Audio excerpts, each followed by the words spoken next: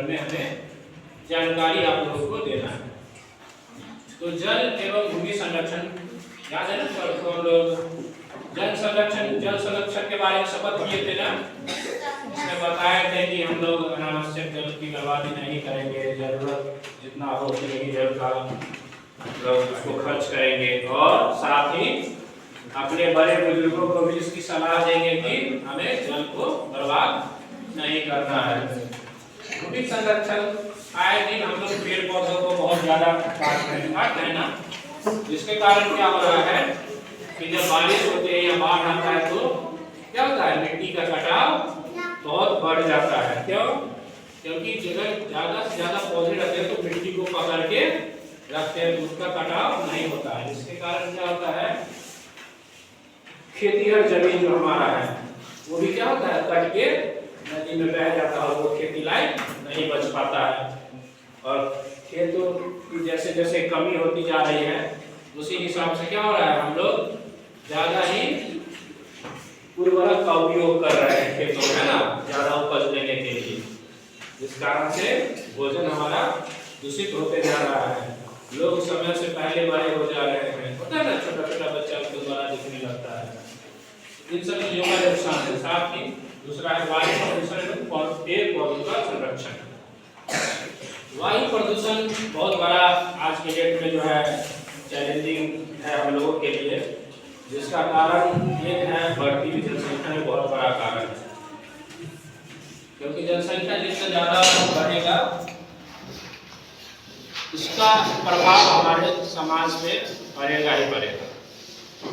तो वायु प्रदूषण में पेड़ पौधा कब कम होगा, जब आबादी बढ़ेगी तब पेड़ पौधा कम होगा। क्योंकि देख रहे हो आजकल तुम्हारे गांव में भी जहाँ खेत है वहाँ भी काट के लोग घर बना रहे हैं ना, जो कि पहले खेतीहर भूमि था, लेकिन लोग अब क्या कर रहे हैं, उसको काट के घर बना रहे हैं। ऐसा क्यों हुआ?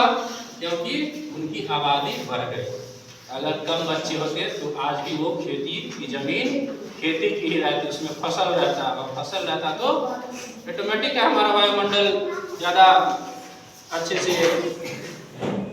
स्वच्छ रहता। क्योंकि जैसे जमीन की कमी होगी पेड़ पौधों की कमी होगी।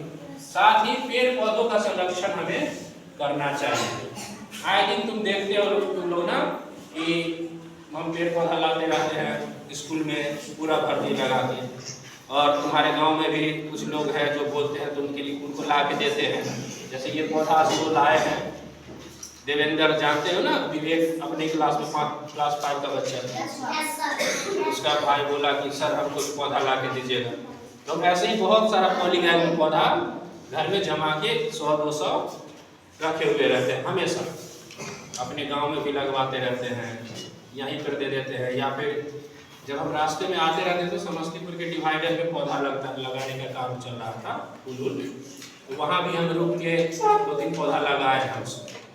तो ये चीज करते रहना चाहिए। जब हम अच्छे काम करते हैं ना तो उसका रिजल्ट भी अच्छा धीरे धीरे आने लगता है, थोड़ा टाइम लगता है लेकिन वो आने लगता है। तो इसी तरह से आप लोग को भी सीखना है, शिक्षक से ही बच्चे सीखते हैं और माता पिता से ही सीखते हैं।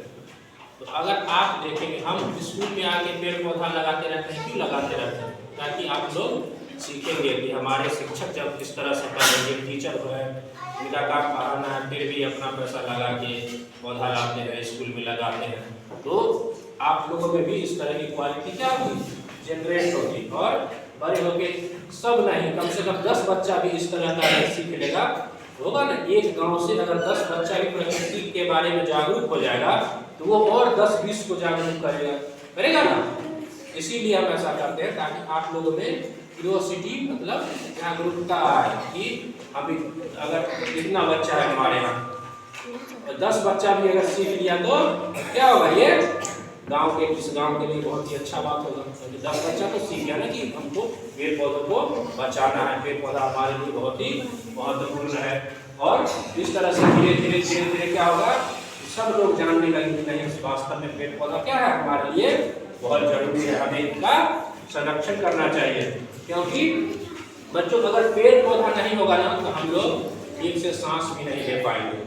अभी देखते हैं ना दिल्ली में कितना लोग बीमार पड़ रहा है, एयर क्वालिटी हमेशा वहाँ का 300, 400, 500 तक गर्मियों में चला जाता है ना एयर क्वालिटी। और यही हमारे यहाँ पटना में भी देखो अभी कितना ज़्यादा एयर क्वालिटी हो गया है। जानते हो मेरा घर पटना में है, तो बराबर जाते हैं तो कभी कभी मेरे मोबाइल में अपडेट देता है आज का एयर क्वालिटी वहाँ का 264 है। कितना ज़्यादा है, इतना ज़्यादा खराब एयर है कि अगर आप सांस ले रहे हैं तो आप सांस के साथ साथ बहुत सारी बीमारियों को अपने अंदर ले रहे हैं। और यही अगर पेड़ पौधा ज़्यादा रहेगा तो इस तरह की चीज़ों का सामना हम लोगों को नहीं करना पड़ेगा। तो उम्मीद करते हैं कि आप लोग पेड़ पौधे के संरक्षण कितना जरूरी है, जल का संरक्षण कितना जरूरी है, भूमि का संरक्षण कितना जरूरी है और हमारे वायु प्रदूषित न हो उसके लिए हमको क्या करना चाहिए ये भी जानना बहुत जरूरी है। और वायु प्रदूषण को रोकने का एक ही उपाय है, सबसे बड़ा फैक्टर है आबादी। जनसंख्या अगर कम होगा, जनसंख्या बहुत ज़्यादा बढ़ते जा रही तभी तो डेवलपमेंट हो रहा है इतना। अगर आबादी कम रहती तो डेवलपमेंट की इतना जरूरत नहीं होता। इतने सारे पुल बन रहे हैं, उसके लिए इतनी सारी मशीनें चल रही हैं, उनसे विषैली गैस निकल रही है, धुआं निकल रहा है। अगर आबादी कम होती तो इतना ज़्यादा रोड बनाने की जरूरत था, इतना कंस्ट्रक्शन का जरूरत था। अब उन सबको बनाने में जो अलग अलग तरह की मशीनें यूज होती है उससे तो धुआं निकलता है ना, प्लस इतनी सारी गाड़ियाँ चलानी पड़ती है, बस ट्रक ये वो सबसे धुआं निकल रहा है।